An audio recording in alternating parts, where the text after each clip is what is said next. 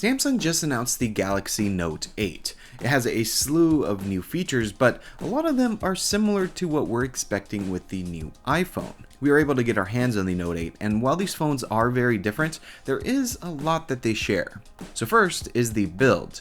The Note 8 has a glass front and back with a metal band around the edges. This allows for features like wireless charging, but still gives a premium feel while using it. This is the same as what we're hearing for the new iPhone, glass on the front and back and a stainless steel frame around the edges, and this would allow for features like wireless charging.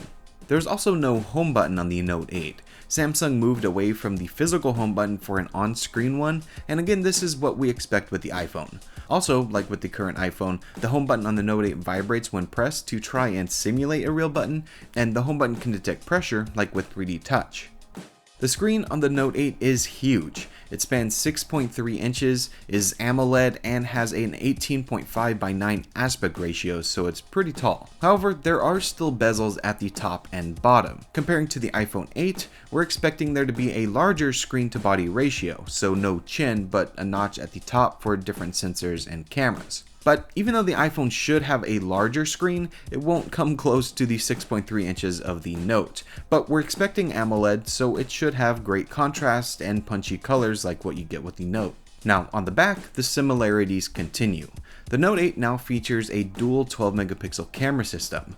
One camera is a wide angle, and the other is a telephoto lens with 2x zoom, just as we have on the iPhone 7 Plus. But with the Note 8, both cameras feature optical image stabilization, so whether you're zoomed in or not, you'll be able to get smoother motion for video and sharper images in more situations like low light. The Note 8 also has a similar feature to the portrait mode on the 7 Plus. However, on the Note, the blur is adjustable, and it will save the wide angle and telephoto image together. So you have more options to choose from after the fact, it's not just one photo. We haven't heard too much about what the new camera in the iPhone 8 will feature, but we do expect updates like OIS in both cameras and more smart features, maybe even some of the features Samsung has implemented.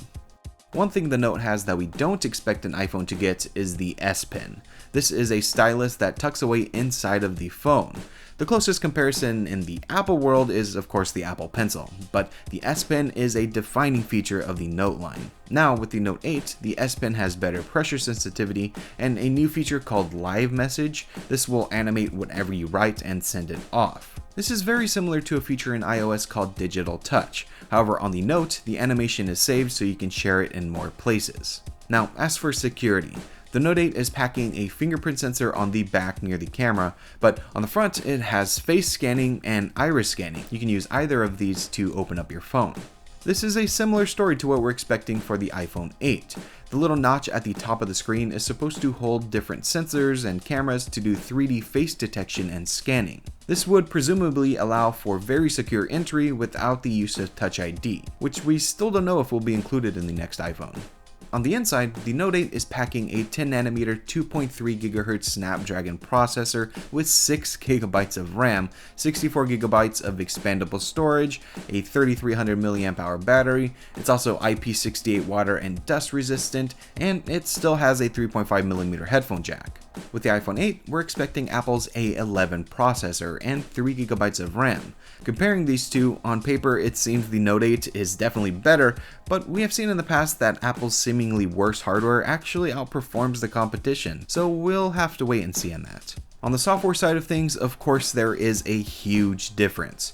The Note 8 runs a skinned version of Android with features like Bixby, customization options, new multitasking features to open multiple apps at once, and much more, while the iPhone runs iOS with features like Siri, iMessage, FaceTime, and more. Software is where there are countless little differences, and really this part comes down to preference. It's just which system you prefer.